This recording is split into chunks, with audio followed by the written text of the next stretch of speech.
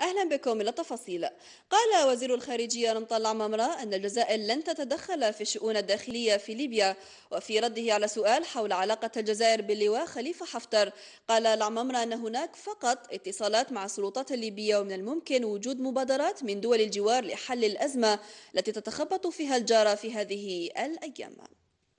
لقي صبيحة اليوم الصحفي الليبي مفتاح بوزيد رئيس صحيفة برنيق مصرعه على أيدي مسلحين مجهولين بالقرب من فندق تيبستي في مدينة بنغازي شرقي البلاد، وذلك بعد تلقيه تهديدا مباشرا بأن يغادر ليبيا خلال 24 ساعة، كما عرف بمداخلته الصريحة والجريئة ضد المتطرفين والمتشددين.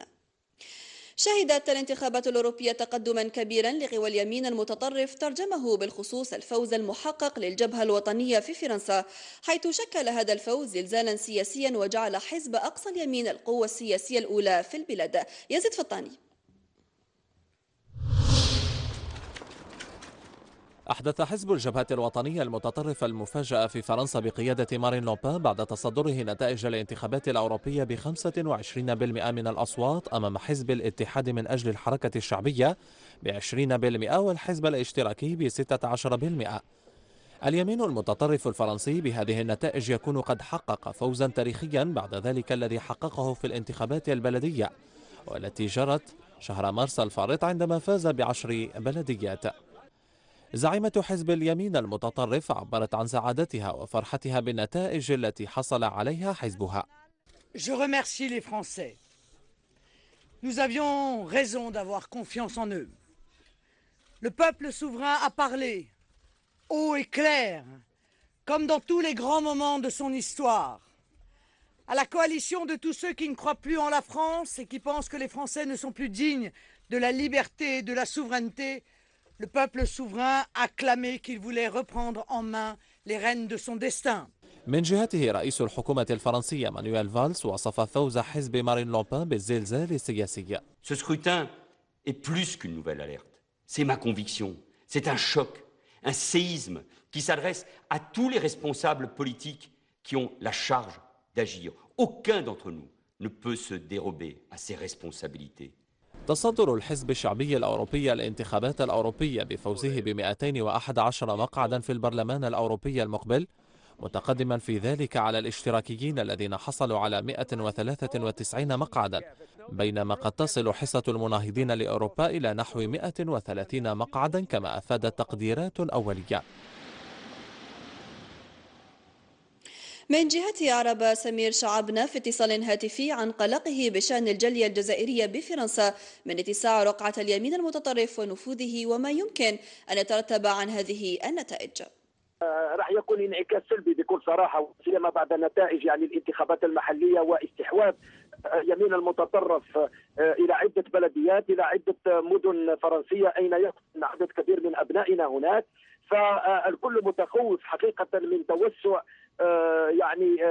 مساحه اليمين المتطرف الى هذه المدن والى هذه البلديات، الى جانب كذلك هذه النتائج الاوروبيه.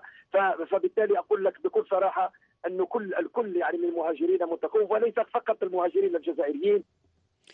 إلى موضوع آخر، تجاوزت خسائر الشركة الوطنية للنقل بالسكك الحديدية خلال ال3 سنوات الأخيرة 18 مليار سنتيم بسبب أعمال التخريب والسرقة التي تتعرض لها مختلف خطوط السكك الحديدية على المستوى الوطني، حيث كشف تقرير للشركة الوطنية للنقل بالسكك الحديدية تحصلت عليه النهار على نسخة منه عن تكبد المؤسسة خسائر مالية كبيرة خلال ال3 سنوات الأخيرة بسبب أعمال النهب والسرقة التي تتعرض لها مختلف الخطوط، خاصة سرقة الكوابل النحاسية، حيث سجلت الإدارة المركزية للمؤسسة خسائر مادية فاقت 8 ملايير سنتيم خلال عام 2011، منها 3 ملايير وحدها في سكك الحديدية للجزائر العاصمة.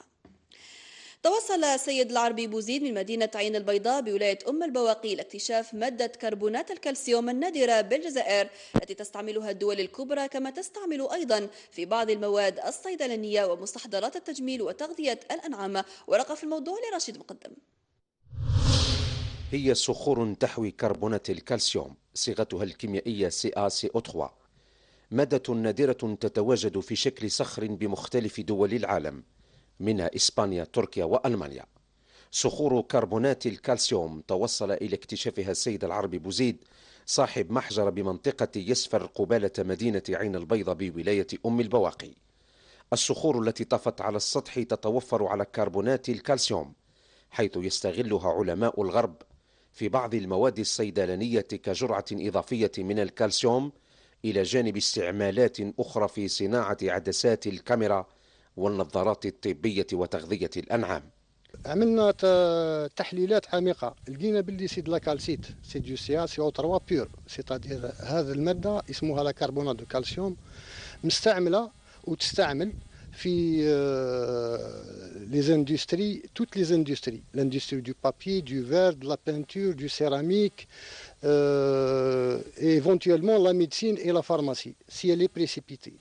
La géographie géologique de la région nous permet aussi ça, et je souhaiterais une aide du ministre. هذا ويعلق صاحب الاكتشاف الثمين آمالا عريضة على برنامج الحكومة الكفيل بخلق الثروة وفرص جديدة لنمو القطاع الصناعي ببلادنا. يستعمل مواطنو ولاية البيض التويزة في حفر آبار السقي لتوفير المياه لمشيتهم والتأقلم مع صعوبة العيش ونقص المياه. نور الدين محرحماني. لا زالت التويزة في حفر آبار السقي الحل الأمثل والمتوفر لسكان ولاية البيض، خاصة الموالين منهم، لتوفير الماء لماشيتهم. هذه التويزة اللي نعقلوا عليها من جدودنا، اليوم يتوز لي قدوة نتوز له نتعاونوا، ما عندناش آلات باه نخدموا، والله قد تويزة. هذه تويزة اليوم رانا نخدموا فيها، نديروا فيها بان نخدموا الحاسي هذا، ومن العادات تاعنا بنوفروا الماء هنا للماشية تاعنا. التويزة في حفر آبار السقي تتطلب جهد الرجال ومشقة وعملا مضنيا. هو صعبة، ما كاش حاجة سهلة، تراب واعر كاع. رانا فينا يدينا كي صارينا طابوا من التراب هذا، من الجبيد تاع الطرفة هذه. واعرة شوف فينا رانا من الصباح رانا ما لحقناش، ما قادينش نسهروا، ما نلحقوش كون ما نديروش تويزة أخرى.